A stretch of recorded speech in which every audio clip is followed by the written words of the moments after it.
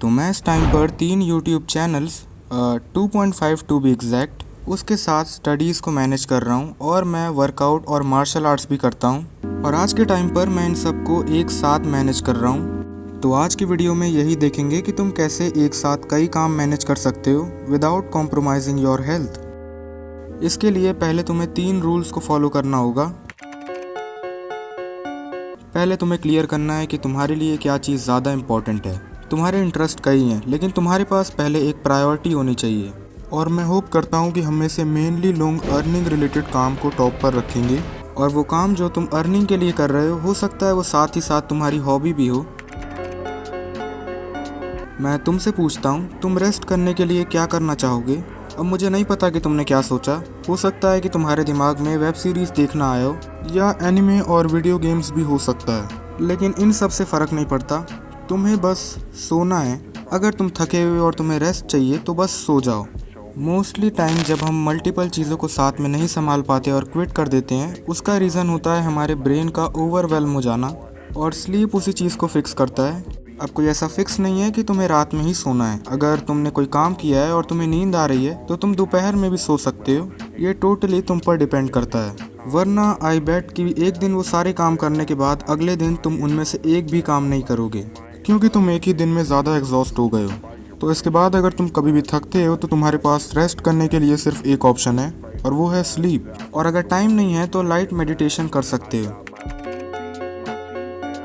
पूछो अपने आप से कि तुम्हें इतने सारे काम एक साथ करने ही क्यों हैं। कुछ काम हो सकते हैं जो तुम पर फोर्स किए गए हों, और कुछ काम हो सकते हैं जो तुम अपनी मर्जी से करना चाहते हो।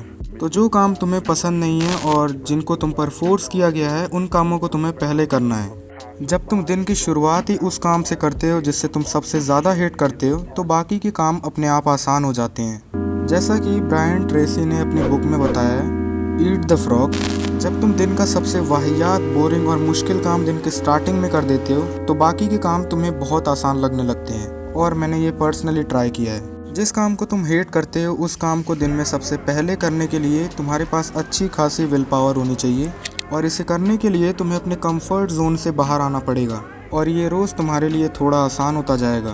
तुम्हें पता है, एक ऐसा काम जिस पर सब तुम पर ट्रस्ट करते हैं कि तुम वो काम अच्छे से करोगे, उससे भी ज़्यादा आसान क्या है? एक ऐसा काम जिसमें किसी को तुम पर भरोसा नहीं है। जब सब कह रहे हैं कि तुम वो काम नहीं कर सकते, तब तुम्हारे पास एक रीज़न आ गया उस काम को और बेहतर करने के लिए। अगर ईगो और एंगर का सही यूज़ किया जाए, सो दे आर डेडली वेपन्स। मुझे आज भी याद है, मैंने अपनी मैथ्स बुक के 15 दिन में 12 चैप्टर सॉल्व किए थे। अब ऐसा नहीं है कि मैंने 15 दिन में 12 चैप्टर्स किए क्योंकि मैं बहुत हार्ड वर्किंग हूँ या मुझे मैथ पसंद है, और मैं इतना कवर इसीलिए कर पाया क्योंकि मुझसे ट्यूशन में कहा गया था कि मैं सबसे पीछे चल रहा हूँ और मैं इतना सिलेबस कभी कवर नहीं कर सकता। और उस बात को सुनने के बाद सिर्फ एंगर और ईगो में आकर ही मैंने इतनी पढ़ाई की कि मुझे 8 घंटे भी दिन में कम लग रहे थे। ये इंसिडेंट पुराना होने के बाद भी मुझे याद है कि वो टाइम कैसा था। अब मैं उस टाइम भी घर पर मार्शल आर्ट्स की प्रैक्टिस करता था, और उस टाइम मेरा एक चैनल भी था जिसे मैंने 1 साल बाद क्विट कर दिया। अब मैंने क्विट क्यों किया, इसके कई रीजंस हैं, तो फिलहाल को ज़्यादा डीप में नहीं जाते।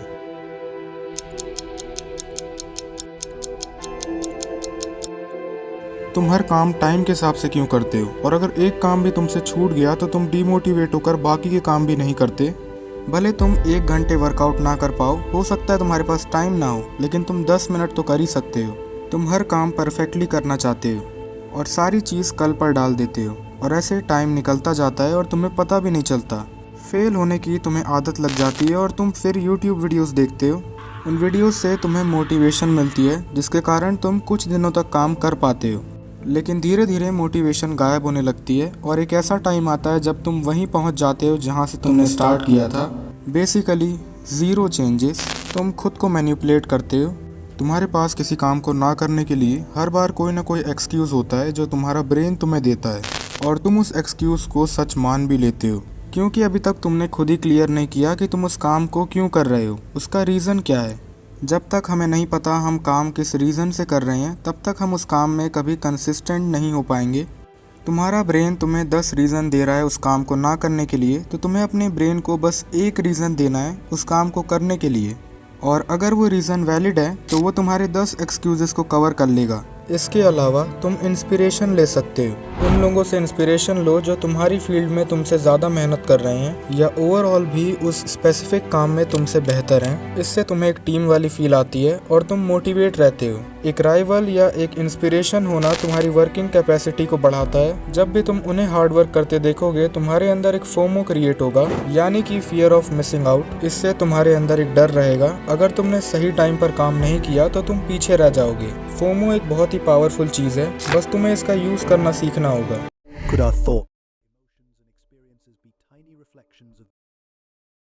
फोकस ऑन वन से मेरा क्या मतलब है? अगर 5 काम कर रहे हो तो उनमें से एक तुम्हारा मेन वेपन होना चाहिए।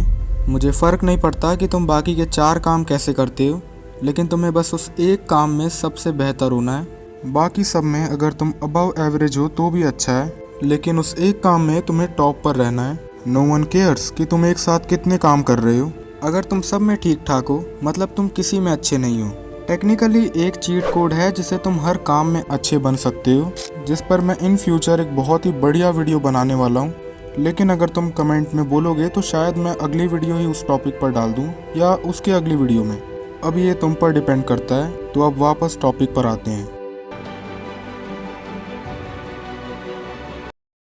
कुछ कंफर्म हो ना हो लेकिन बैड डे का आना कंफर्म होता है। एक टाइम आएगा जहां कंसिस्टेंट होने के बाद भी तुम्हें वो रिजल्ट नहीं मिलेगा, या हो सकता है तुम स्ट्रगल करोगे कंसिस्टेंट रहने में।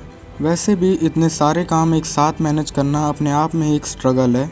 लोग तुम्हें कह सकते हैं कि तुम कोई मशीन नहीं हो और तुम्हें इतना सब करने की ज़रूरत भी नहीं है। और एक्चुअल में ये चीज़ें ज़्यादा अफेक्ट भी तब करती हैं जब तुम्हें एक्चुअल में रिजल्ट ना मिल रहा हो। उस टाइम पर लोग तुम्हारे सेल्फ डाउट को और पुश करेंगे। इतनी मेहनत करने का कोई फ़ायदा नहीं हो रहा, जो होगा देखा जाएगा, या नॉर्मल लाइफ बेटर है। और अगर तुम वर्दी नहीं हो तो तुम्हें भी इन चीज़ों पर भरोसा होता जाएगा। लेकिन याद रखना, इतनी मेहनत करने के बाद भी फेल होना सक्सेसफुल होने से ज़्यादा आसान है। एट द एंड चीज़ें प्रॉब्लमेटिक हो सकती हैं। हो सकता है कई बार तुम ओवरवेल्म हो जाओ, लेकिन उसके बाद भी अगले दिन वही सेम काम दोबारा करना is a warrior stuff. You are worthy, you are capable. अब अगर तुम अपने लिए एक परफेक्ट रूटीन बनाना चाहते हो तो तुम मेरी ये वीडियो देख सकते हो। और अगर तुमने अब सब्सक्राइब कर दिया है तो हम दोबारा मिलेंगे, नहीं तो शायद ही हमारी आखिरी मुलाकात थी।